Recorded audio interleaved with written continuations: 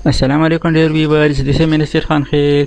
Formula number 75, rows. What is rows function in Excel? The rows function in Excel returns the number of rows in a given range. Its syntax is equal to rows within brackets array.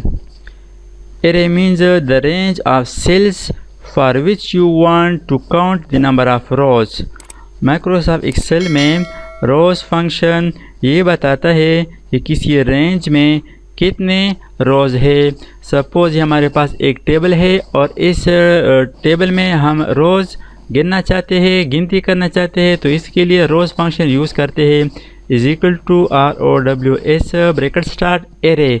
Array means select the range. इसके बाद इस तरह range select करें कि इस total table range में कितने number of रोज़ है। Bracket close, press enter. इस रेंज में नंबर ऑफ़ रोज़ 5 है, यानी इसमें 5 कतारें हैं। इसी तरह आप किसी भी रेंज को सेलेक्ट कर सकते हैं। Is equal to rows bracket start और array means select array range, table range.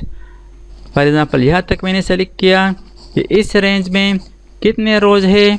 Bracket close, press enter. इस रेंज में 7 रो है।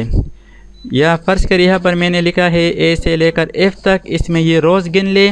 Is equal to rows bracket start array.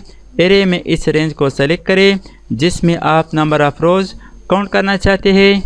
Bracket close करने के बाद एंटर प्रेस करें। इसमें जो रोज़ है वो 6 है। तो इस तरीके से माइक्रोसॉफ्ट एक्सेल में आप किसी भी रेंज का नंबर ऑफ़ रोज़ मालूम कर सकते हैं। Thanks for watching. अल्लाह हाफिज़। दोस्तों, अगर आपने अभी तक हमारे चैनल को सब्सक्राइब ना किया हो तो सब्सक्राइब कीजिए और साथ ही बेल आइकन पर क्लिक करें और हर वीडियो की नोटिफिकेशन से बाखबर रहेंगे।